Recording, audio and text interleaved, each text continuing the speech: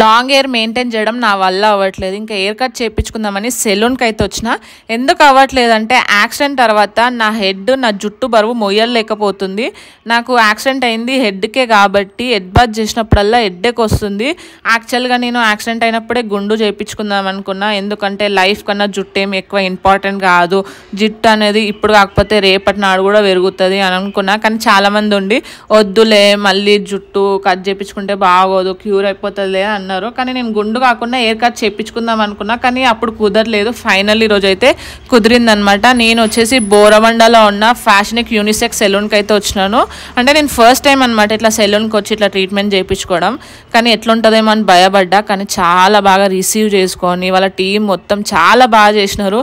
ఏదో చేసినామా ఎలగొట్టినామా అని కాకుండా ఇట్లా మన ఇంట్లో మనిషిని ఎట్లా ట్రీట్ చేస్తారో అట్లా ట్రీట్ చేసి మంచిగా ట్రీట్మెంట్ అయితే ఇచ్చినారనమాట.